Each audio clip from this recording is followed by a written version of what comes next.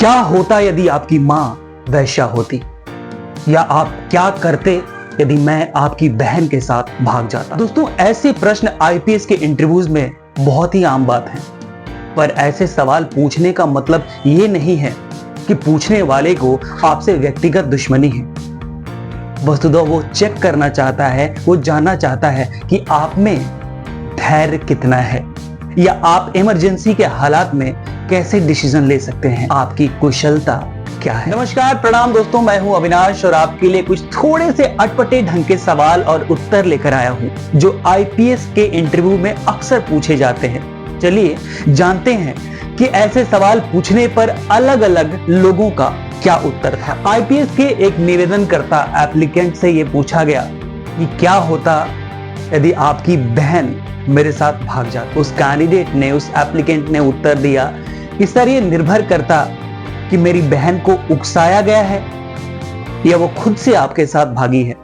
यदि वो खुद से भागी है और उसकी उम्र 18 साल से ऊपर है तो मुझे कोई आपत्ति नहीं होगी, मैं खुशी खुशी उसकी शादी आपसे करवा दूंगा। पर यहीं पर दूसरे कैंडिडेट का आंसर कुछ और था। उसने कहा, सर, आपसे बेहतर लड़का तो मुझे मिल ही नहीं सकता, मैं खुशी खुशी अपनी बहन की शादी आपसे करवा दूंगा। दूसरा सवाल, आप एक लिफ्ट के सामने खड़े हैं, उसमें ऊपर, नीचे और इमरजेंसी के 3 बटन हैं। आपको ऊपर जाना है पर लिफ्ट ऊपर नहीं जा सकती। आपको इसका उत्तर पता है? अगर नहीं तो मैं बताऊंगा। दोस्तों, लिफ्ट ऊपर इसलिए नहीं जा सकती क्योंकि लिफ्ट पहले से ही ऊपर खड़ी है। तीसरा सवाल, दोस्तों, एक टेबल पर 3 सेब रखा हुआ है, आपने उसमें से एक सेब उठा लिया। अब आप ये बताओ कि आपके पास कितने सेब रह गए। आप चाहो तो वीडियो को अभी के लिए पॉज कर लो, 10 सेकंड लो, 20 सेकंड लो, सोचो, दिमाग खुजाओ और फिर बताओ कि कितने सेब रह गए। अगर आपका आंसर मैं जो उत्तर बताने वाला हूं उससे मैच कर जाता है तो कमेंट बॉक्स में लिखकर अवश्य बताना कि आपका उत्तर सही था या नहीं। खैर, चलिए मैं उत्तर बता देता हूं। दोस्तों, उन 3 सेब में से आपने एक सेब उठा लिया और मैंने पूछा था कि आपके पास कितने सेब बच गए, तो आपने एक उठाया है, इसलिए आपके पास सेब एक ही रह गया है। अगला सवाल, दोस्तों, एक उम्मीदवार से बोला गया कि क्या होता यदि आपकी मां वैश्या होती। दोस्तों, सवाल पूछने वाले का मतलब ये नहीं था कि वो उस लड़के पर सवाल उठा रही थी या उसके मां पर सवालिया निशान उठा रही थी, बल्कि वो जानना चाहता था कि लड़का कैसे उत्तर देता है, इस लड़के में धैर्य कितना होता है।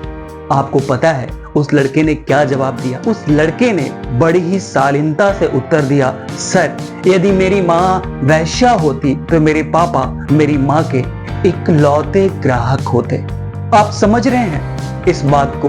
उस लड़के ने कैसे अपने माँ पापा को डिफेंड कर लिया। ऐसे सवाल पूछे जाते हैं आईपीएस के इंटरव्यूज में, और जो लोग इतनी शालीनता से, इतनी कुशलता से उत्तर देते हैं, उनका सिलेक्शन वाजिब है। चलिए अगले सवाल पर चलते हैं। एक आदमी ने सुबह के 8 बजे से शाम के 8 बजे तक काम किया, पर पूरे दिन में उसकी एक बार भी परछाई नहीं दिखी। ऐसा क्यों? क्या इसका उत्तर है आपके पास? यदि आप चाहें तो फिर से वीडियो ऑफ कर लीजिए, पॉज कर लीजिए, थोड़ा सा सोचिए, दिमाग की बत्ती जलाइए और फिर बताइए। और अगर आपका उत्तर मेरे उत्तर से मैच कर जाता है तो आप कमेंट बॉक्स में लिखकर अवश्य बताना कि आपका उत्तर भी बिल्कुल सटीक था।